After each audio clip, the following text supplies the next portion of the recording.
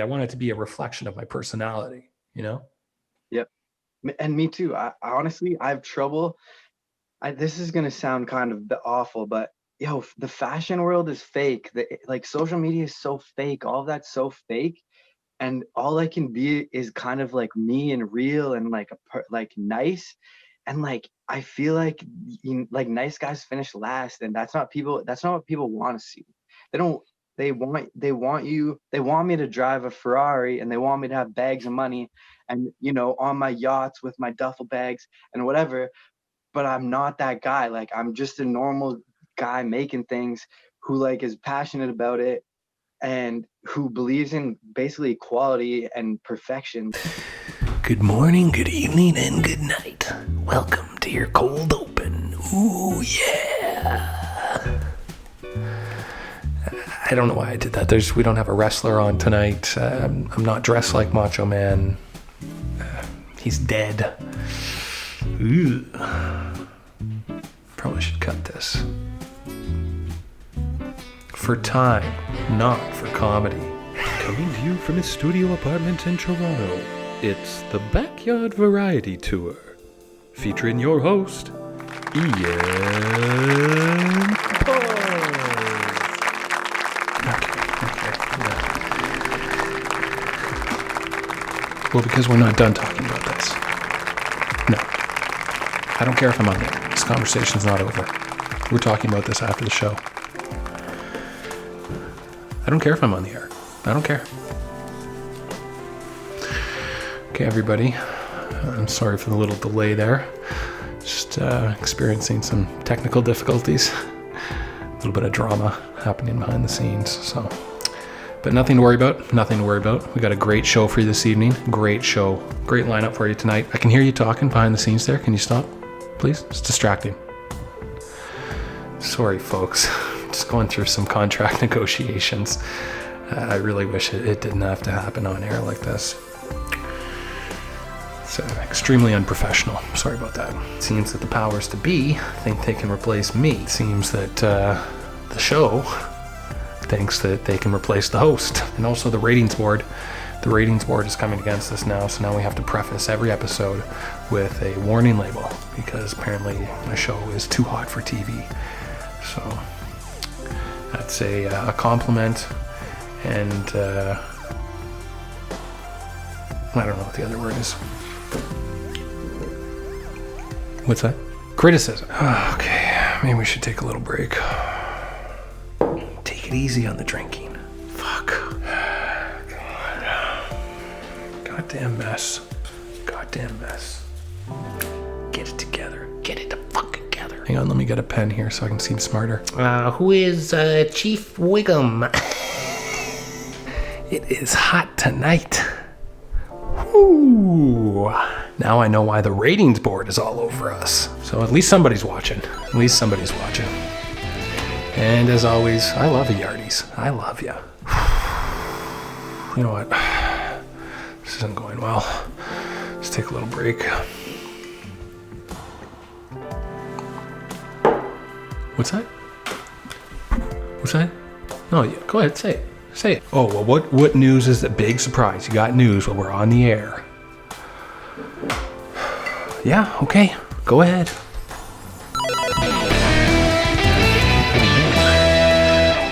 I mean, I knew we weren't getting along, but to trade me just like that.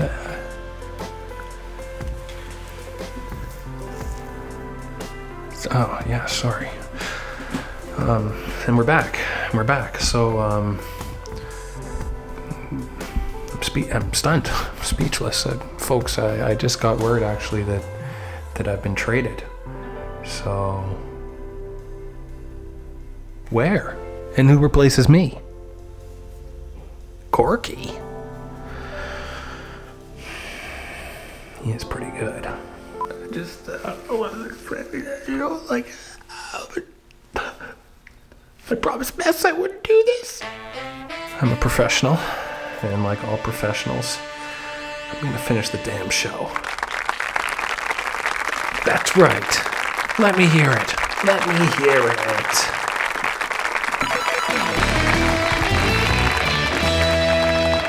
And as always, this episode's sponsored by Broken Stick Brew Co.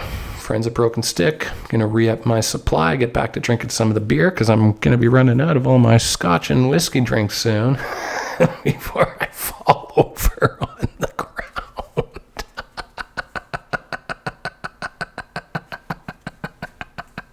Okay, let's get into the half-assed jokes.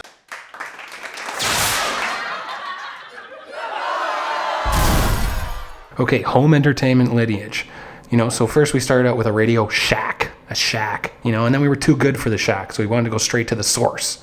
Then after the Source, we got bored with the Source. After going straight to the Source, we got bored. We wanted to go to the Future Shop. Yeah, the Future Shop. And then, the present caught up to the future, and we were tired of all the hullabaloo. We just wanted the Best Buy. Things we were tired of everything. We just wanted the Best Buy. And now eventually even that's not even good enough, and basically it's just a jungle out there with Amazon. This one here, okay, cancel culture. It reminds me of back in the 1550s when they burned witches. Witch! Cancel culture.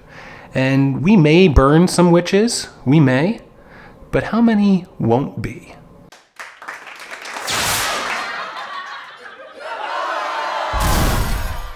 Oof, that one's more of a thinker. So I'm sure everyone is doing their fair share of ordering things every once in a while, Uber Eats, whatever.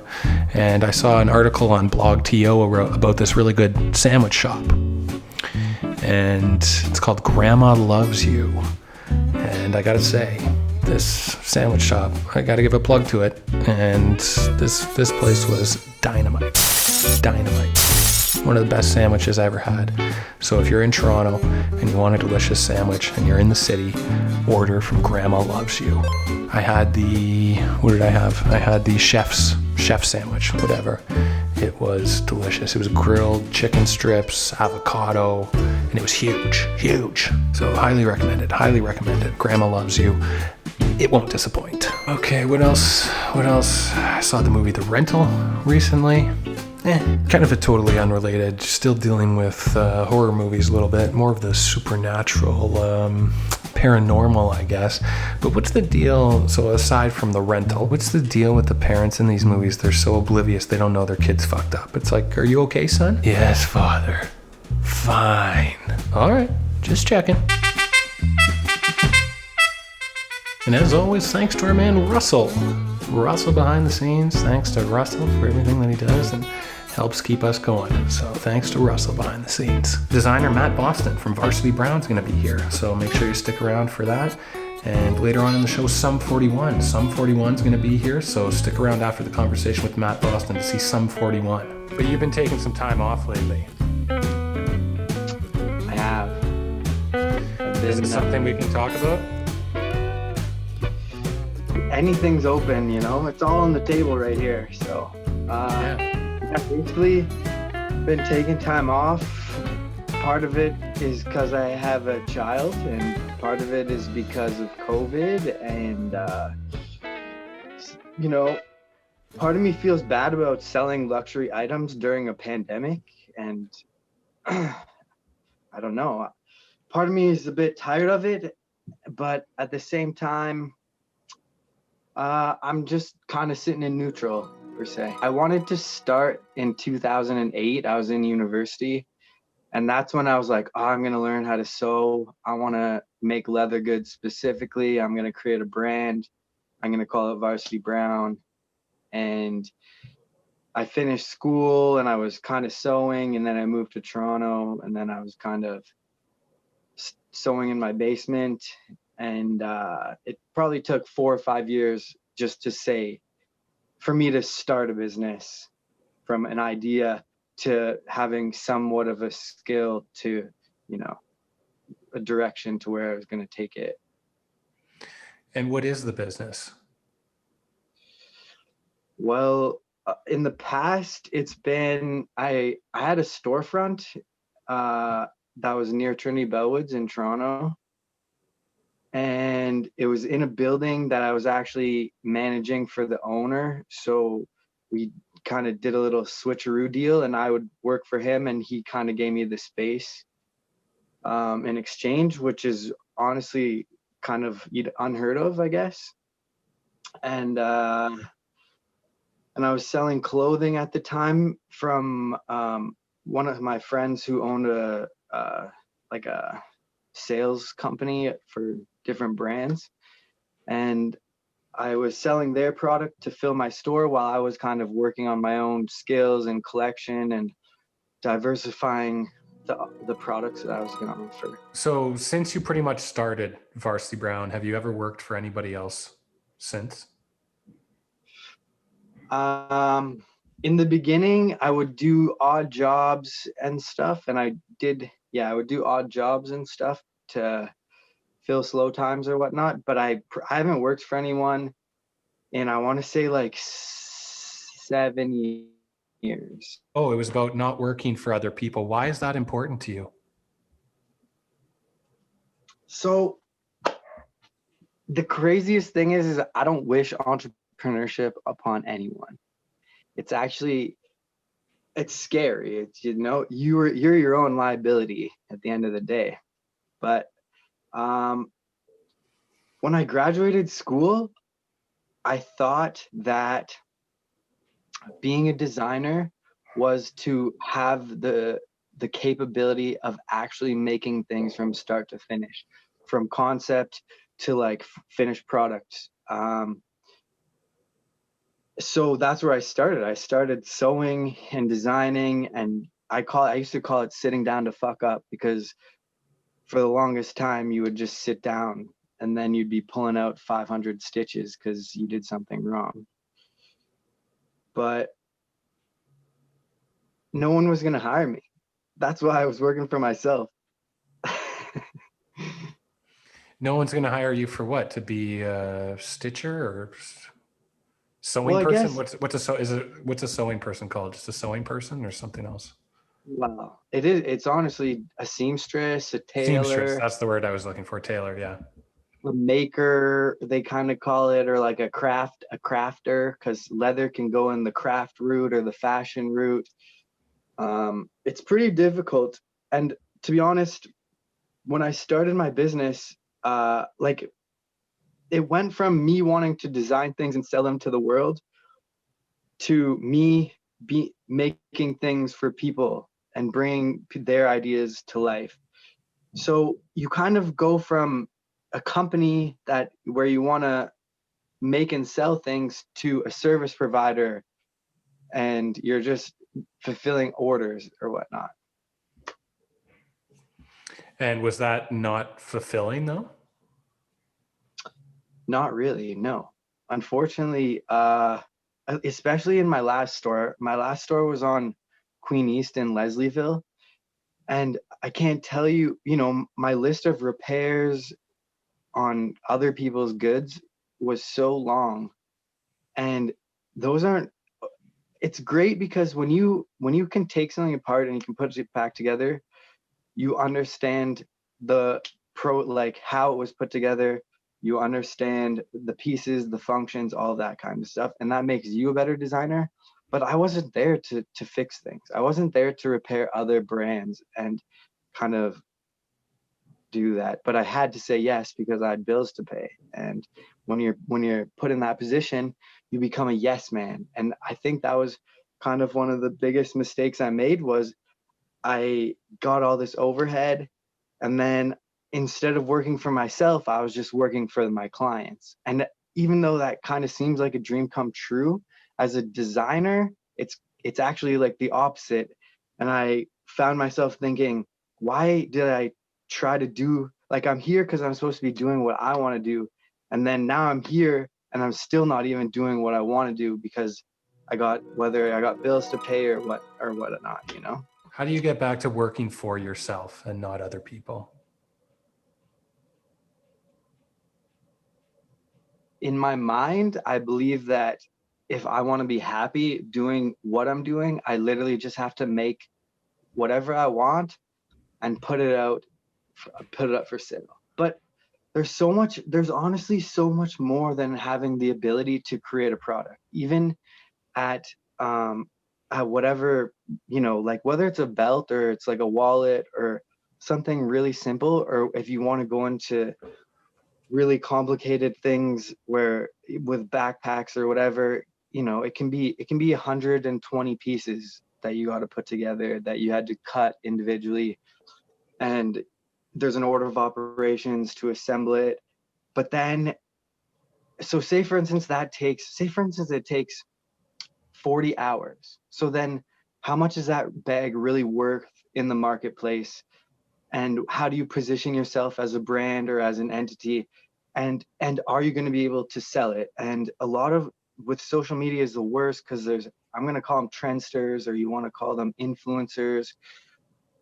It's a lot about who you're affiliated with, who's going to put you on, a lot of things like that. If in my opinion that you're going to kind of take off or succeed or blast off, like in my store days, I had a whole community of people who would come say what's up to me at the store, and there's a lot of eccentric people that I, you know, grew to love just as characters, and there's people that wanted to support me, but they, you know, sometimes they might not be the person buying the $500 bag or the $600 bag.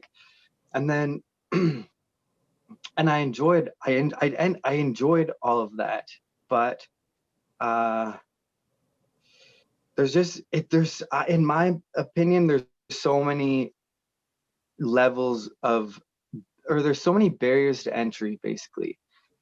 For instance, if I make a bag and it takes 40 hours and I'm trying to sell it for $450, so in classic retail, or I think it's called Keystone markup, say for instance, if Hudson Bay wanted to sell that bag, they would have to buy it off me for $450, and then they would be selling it for say $900. And then, you know, there's like this illusion that in retail, like, oh, we wait for things to go on sale, or oh, I don't want to pay full price for this. So even me just trying to sell my bags for what I thought was a fair price and direct to consumer, so trying to compete at a price point without trying to mark up to what a retail price is, it's really hard, because your product could be on par with all those products in Nordstrom's or Hudson Bay or whatever, and they're sitting at that price point. And then even just when people see a lower price point, they think, oh, well, maybe it's not as good, or it's cheaper, this guy doesn't know what he's doing. So it's like this crazy conflict of interest of like, how do you make a living and position yourself and try to, you know, get this clout and get this status per se of being a brand or a designer or whatever, and basically make a living at the same time. One thing you mentioned, you bounced around. You were down on Niagara, and then you were down. It was Niagara, correct? Walnut. And then you bounced to Queen East in Leslieville. Mm-hmm. And one thing I loved is I would just randomly walk by sometimes, because I did a lot of whatever. I was just walking around town. I was going on dates and stuff. And I'd say, Varsity Brown. And I'd always stop in and just say, hey. And it was so great just to bump into each other and catch up. And we'd always like have a chat for a half hour, and you'd either be dealing with a customer or just like in the shop working. And this is what I'm talking, Saturdays and Sundays or whatever it was, you know, like I always loved it because I'm out here having fun. I'm about to go on this date, and here you were working away at your shop and putting in the time and effort, and we'd stop and have a chat. And so when you said you got people dropping in and stuff, that's great. It creates this whole community vibe. And it was my life. Like, I worked to live and I lived to work at that moment in time. Well, for 6 years, I worked every day, like no weekends, no nothing. It was like, it was all in one. Living and working was one thing. And that also puts you behind as an entrepreneur when you have friends too who have normal jobs, or they only do the Monday to Friday thing. Also, like the income differences and stuff, or people get paid vacations, where if you're have to be in your store selling things, you can't go on these nice vacations. You know, there's a lot of complications that happen when you do choose that lifestyle. When I make something and I'm excited about it, I'm like, damn. And then I have like, do I sell it? Do I keep it? What am I going to do with it? I'm not doing anything. and then I can always make another one. But I look back, and just even from a guy making belts and wallets to making a lot more bags and whatever, jackets, or doing my own style and whatnot, I enjoy it. And that's the other crazy thing about a designer is like, it's like you can make all the designs that you love, but it doesn't mean the market likes it. Or you can be an artist and you can make the best art that you think is like whatever, the most genuine and the most real, and whatever techniques you use might be complex or simple or whatever, but if the outcome is what you like, then that's all that matters in the end, unless you're trying to make a living. And that's where the problem comes in. That's the juxt right there, is that it's like, how do you get that following for being you and being a character and putting out content and whatnot, you know, whether it's for your lifestyle or your skill, or if you're funny or whatever, or are you making all black tote bags because everyone can wear an all black tote bag and that's what they like and that's what they want, that's what they're willing to pay you to make for them. Doing it is the most important part, they say. And then it comes down to volume of content, and it's the same for design. I can't sit here and make one product. I can't sit here and make one thing and think it's the end all be all. At this point, people ask me to make things and it doesn't, we'll call it, it doesn't spark joy for me to be making your idea come to life. Right? There's times when I'd say, I don't know, how much do you want to pay for it? And they're like, oh, well, I don't know what it's worth, like whatever. And I'm like, and that's why price is so relative. It's like, what is it worth to you? And then I'll tell you if that's worth it to me or not. But consumers, honestly, I find consumers don't understand value necessarily in a marketplace. And if you want to go in depth, like I kind of blame it on globalization and whatnot, because say for instance, I'm a sewer and I'm trying to make a living wage as a sewer in Canada, or I'm trying to make even like as a designer / sewer, whatever. I'm trying to have a nice lifestyle. But when these skills are outsourced to a foreign country where they're paying whatever the living wage is there, you know, $2 US a day. So it has this disillusion like, oh, well, I can go buy this new backpack for $80, but you're trying to charge me $400 for that backpack. But the thing is they don't understand that, like, that guy got paid 5 cents an hour and I'm trying to get paid at least $10 an hour and taking the same amount of time. There's like that's like the fixed thing right there. I looked at your Instagram, and Varsity Brown has about 2,500 followers or something in that range. And I was like, you know what? Boston is the type of guy that I feel like you shook every one of those person's hands at some point. Like, you don't have, if you had 50,000 followers, some of those people you didn't meet. Some people just like your brand, like your thing, whatever. But when you have like a certain amount, like that's a lot of followers, in my opinion, for a small business. So when you have that, I was like, this is someone who shook every hand who has met every one of those people, won them over with either his attitude, personality, or business, or work, and like product. And yeah, so I just thought that was really interesting because it's a solid number. I can't, that's why I'm having trouble transferring my business from in person to on the internet, for that exact reason. Hence why I'm here talking to you today, to open up, to get, you know, to put my face on the screen. And if you know, they told you to do this a long time ago, was, you know, you got to make content. You listen to Gary Vee, you listen to anyone, you know, they want 3 Twitter posts a day, 3 tweets. They want you on TikTok doing the dances or whatever. But like, man, it's true. Like, you have to become a character. You have to become an entity in all ways. Like, oh, I'm a bag designer, but I'm also a content creator, and now I'm a photographer. And even like selling things in person versus trying to take studio quality shots of your product that you make. Like, I gotta be honest, like, there's so much friction between after I make the product, there's so much friction for me to get it onto the internet to sell it that it's insane. It's to me. I had this idea where I just wanted to have like a room with a 360 camera on it at all times. And it was almost like edited where it was onto a website and you could click and you could zoom into the room and you could just see things like that.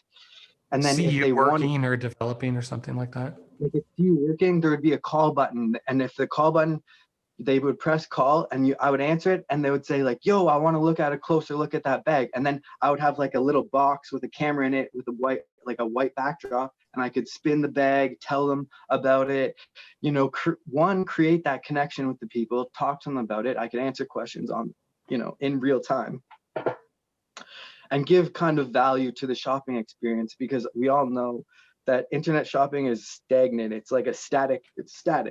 There's nothing to it. So that's why we rely so heavy on our branding and our marketing and our social media, and who are we giving free product to, and who's, you know, putting us on and wearing our things, and who are we associated with and whatnot. Tell me about skateboarding back in the day. Were you into skateboarding? And I see you have a skateboard behind you. Honestly, so I'm glad that you asked, because I got to be honest, I haven't skated since I became old. And when I say old, I mean probably like 27 or something. I dedicated many years to skateboarding, probably from the age like 14 or 15 until I was in my 20s. And the culture behind skateboarding and the type of people who skateboard they're the best people. Some of my best friends come from skateboarding. The type of people who actually skateboard are often all unique in their own way, and then they come together over this one activity, and it brings out something that you don't find in a lot of like cultures, because often activities draw the similar types of people. So then with skateboarding, they're different. It's like art and sport at the same time. I went to a summer camp when I was a kid, and it was a skateboard summer camp. And that was when I was living in the Sioux still, and I was in high school, and I met all these guys who are from Toronto and the GTA and stuff. And I ended up staying there. I ended up volunteering my time as a kitchen worker just to stay there and basically hang out with these guys. And it opened up like a whole new world to me, of new people, different, like just the big city, everything. I almost opened up my dreams, per se, of getting out of, say, our hometown. Like to this day, these guys that I met, I'm still friends with them. They actually hold a lot of weight in the Toronto skateboard community.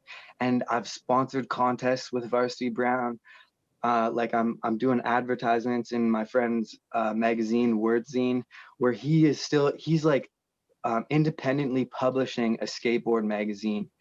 And it's been like 7 or 8 years where he's been continually working with the community, with local skaters, with local brands, putting this content together.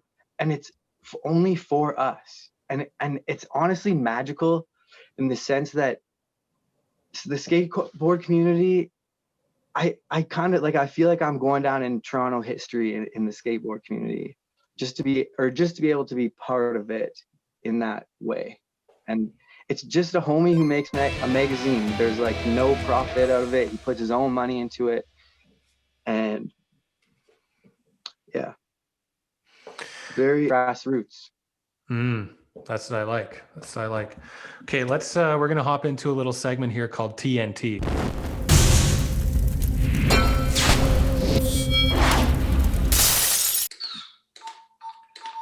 Okay, one word. It's a sport, kind of like MMA. You're not punching, you're... Kickboxing. Boom. You got it, kickboxing. Kickboxing. All right. What do you know about kickboxing? I know that you kick your opponent. You're allowed to kick. You're allowed to punch.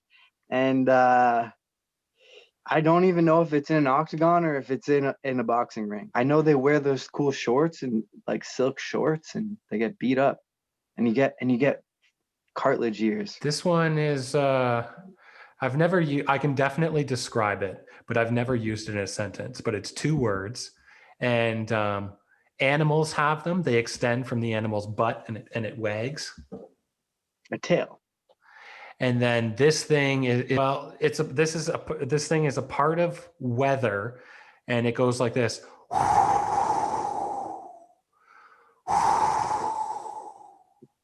Tailwind.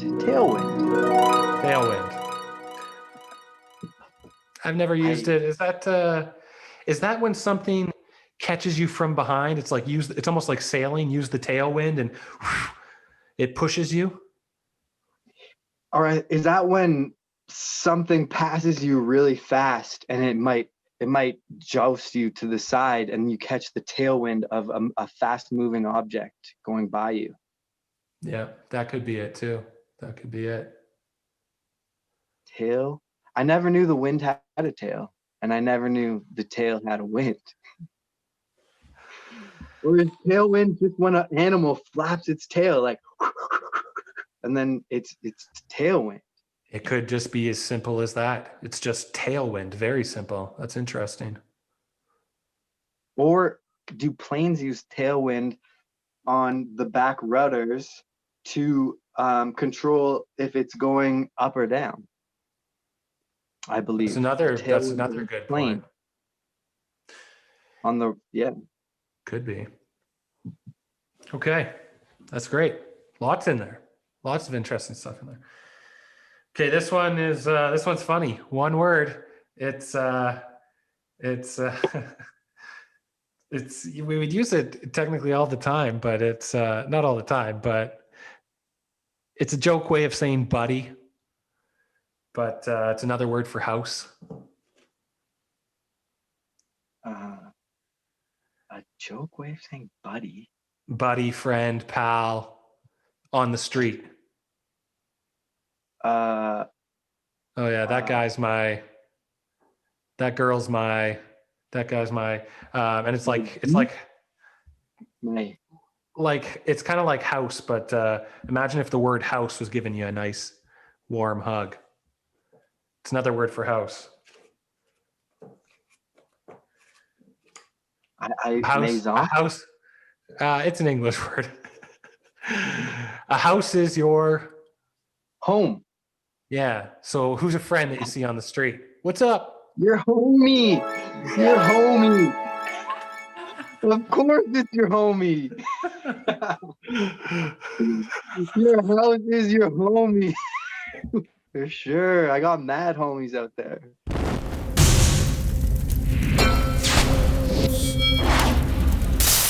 I know we talked recently, you took a break, and because we all need a break, what's the hardest part of it all? The social media, the hustle, the making products?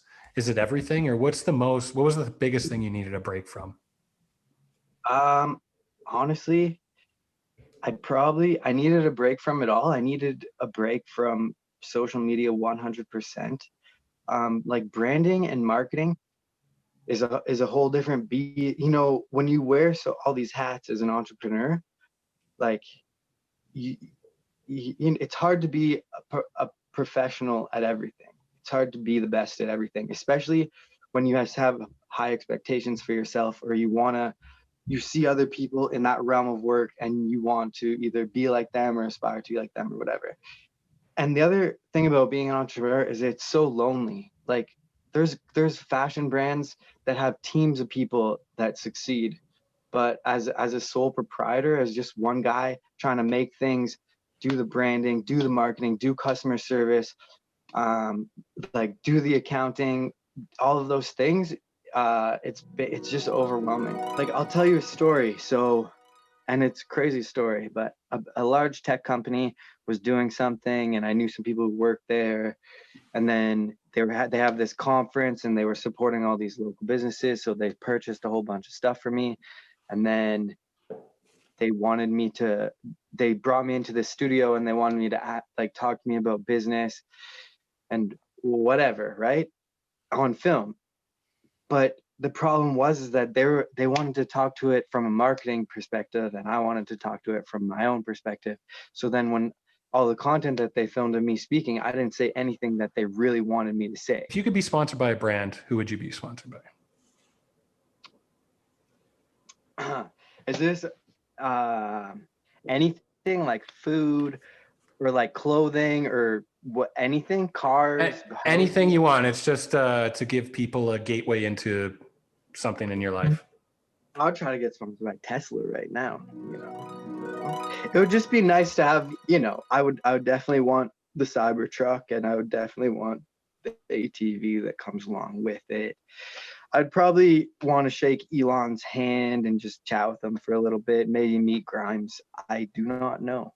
But I just figured their share price is so high and they seem to be doing fairly good things and they have extreme influence across any industry. So they would be a great person to, you know, be associated with. Before we go, we do a little something here called the Gauntlet. And the Gauntlet is basically existential questions. There's no right or wrong answer. So it's just how you see the world. Okay? So designer Matt Boston, thank you for being here from Varsity Brown, everyone. Matt Boston, what is your favorite word?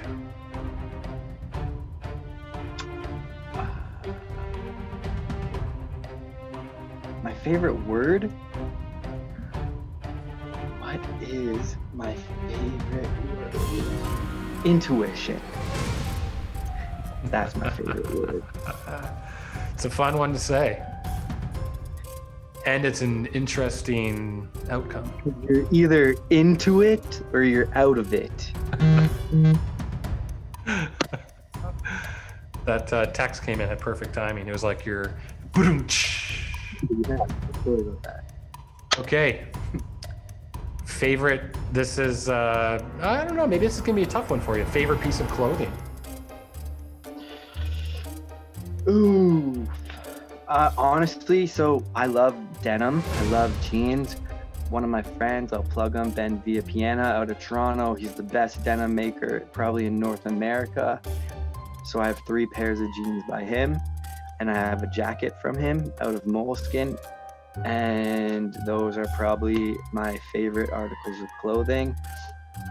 Reason being is I like how denim has the life. So if you buy raw denim and you wear it, it fades and it kind of forms to your body. And it's like a dense material. It's like a structured material, but then it stretches out where your movements are and how you wear it. So I don't know. I like the life of the product, and I like the product because he's so skilled. It's insane. So you can't buy it. You can't buy anything. You know, when people buy products made by people, like one-man shows, it's just, and they know how to assess value and skill, and if you went to this guy's studio, you would see that he's like a sewing machine collector, and he knows how to take them apart, put them back together. You know, it's just incredible. It's like it's being a master. Not very many people are masters at one thing. Which apocalyptic dystopia is most possible? Zombies, cannibals, Mad Max, Hunger Games, Black Mirror? Oh my goodness. I've been watching The Walking Dead, and it is insane. So the zombie aspect comes in, but then I heard that the zombie aspect was actually supposed to represent people on the internet. So how we've become walking zombies because we don't use our brains anymore. But then I was trying to relate it to COVID, which kind of sounds crazy. And then what happens is that the zombies aren't even the threat as much as the other people in existence. So then you have 2 enemies. You have like your zombies, and you have just other people who are trying to live, and then they, you know, there's no happiness. Like it's more like war because there's only so many resources.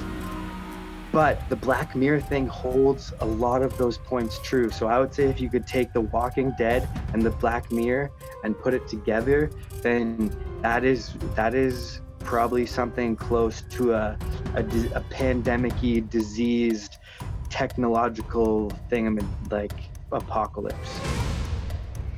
And is that a scenario you would thrive in? I enjoyed watching The Walking Dead. I think killing zombies looks super cool, but killing humans is for your life is also like Rick and Carl, like the father and son duo, and like Manchunian, like they're crazy and it looks crazy. But I don't want to experience that in my lifetime. I don't want to have to make those decisions. What noise do you love? What noise do I love?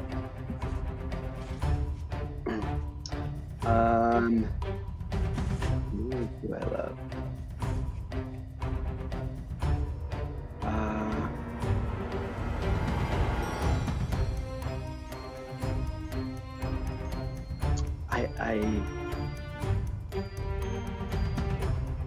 I like the sound of ice falling into a glass from a dispenser on your fridge.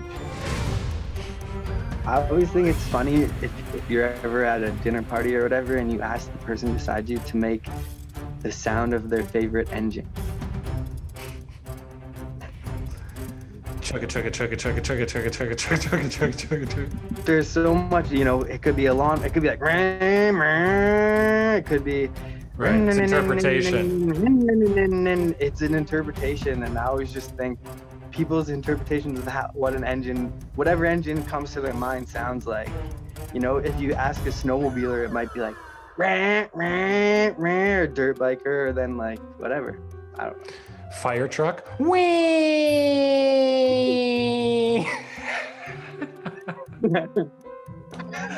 I think that was a French fire truck. Well, we're a bilingual show.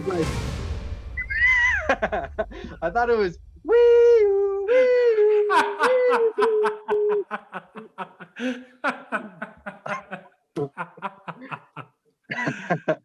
Last question. Why are we here? Oh my goodness. Why are we here? I don't think that's for us to know. That's a great answer, man. It's a great answer. Matt Boston, you made it through the gauntlet. Thank you for being here. Stick around just a second after I sign off. And I want everybody else to stick around. Coming up next, we got Sum 41. Sum 41 is going to be here, so we'll see them right after the commercial break. Stay tuned.